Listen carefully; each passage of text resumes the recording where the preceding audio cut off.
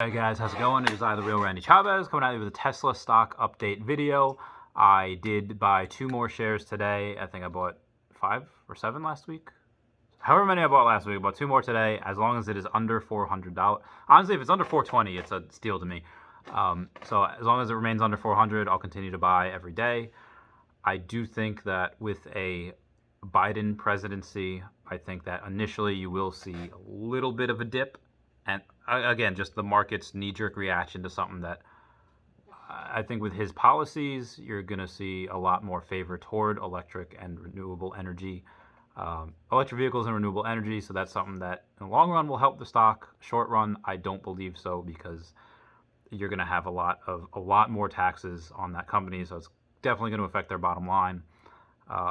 Cathie Wood said a Trump presidency would be favorable to Tesla or any big or tech companies that have reason to not want to pay more taxes.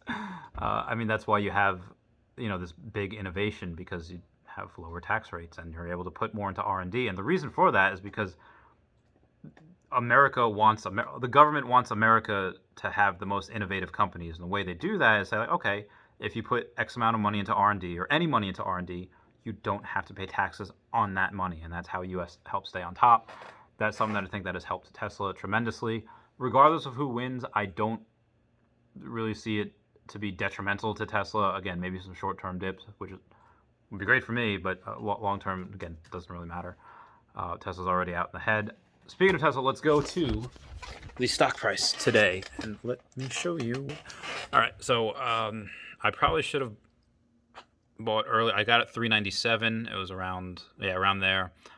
Did hit a high, not a high, but the high of today was about 406, and that's something that was very short-lived. It was very up and down. I think the low is 393, ended at about 400, and is down a little bit on the after hours.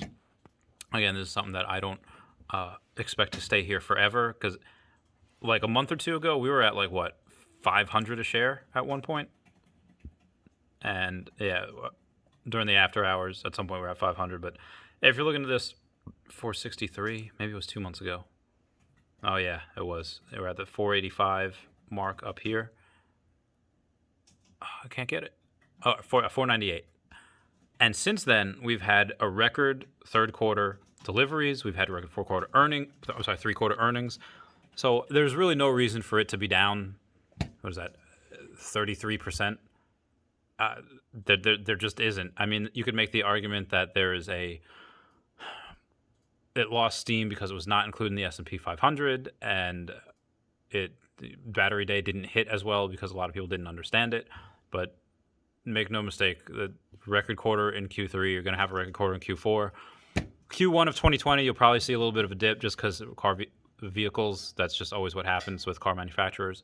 But again, Tesla is not just a car manufacturer. They make solar, they make batteries. They're going to have their pick of the mill as far as engineers go continuously.